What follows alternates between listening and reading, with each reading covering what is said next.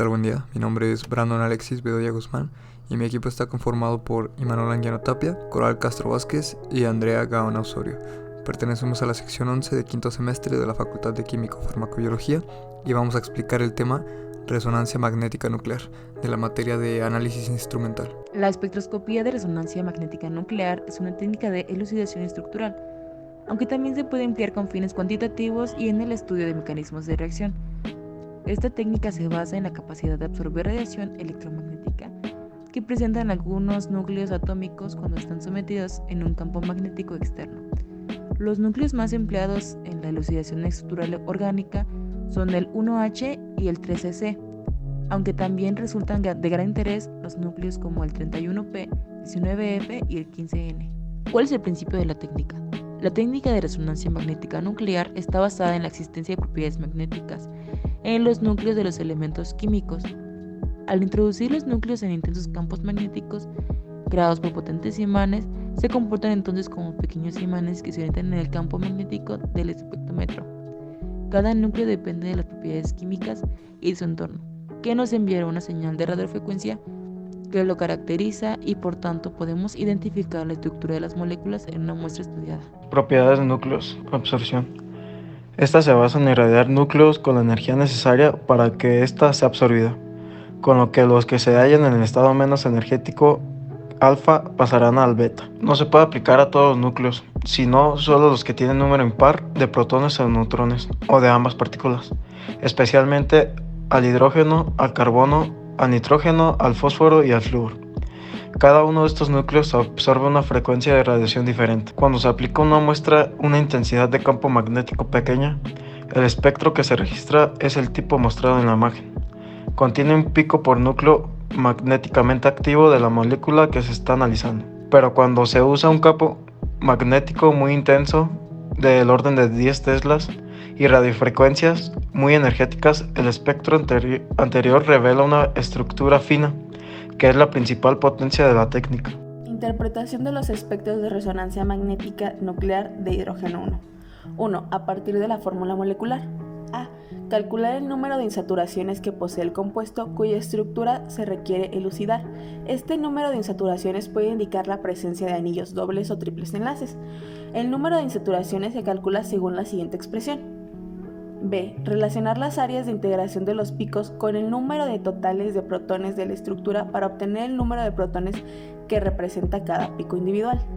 2. La presencia de un singulete ancho en el espectro podría deberse a protones de amoníaco o hidróxido. Si el singulete ancho se encuentra más allá de 10 partes por millón, es probable que se trate de un hidróxido de ácido.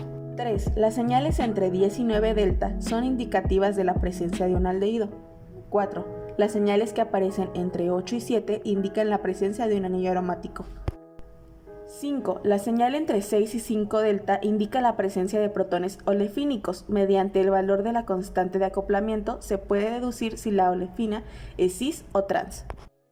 6. Las señales entre 4 y 3 delta indican que hay protones en un carbono unido a un grupo electronegativo, como es el oxígeno o un halógeno. 7. La presencia de una señal alrededor de 2.5 delta se debe al protón de un alquino terminal. 8. Las señales que aparecen entre 2.5 y 2.1 delta pueden indicar la presencia de protones adyacentes a un grupo carbonilo.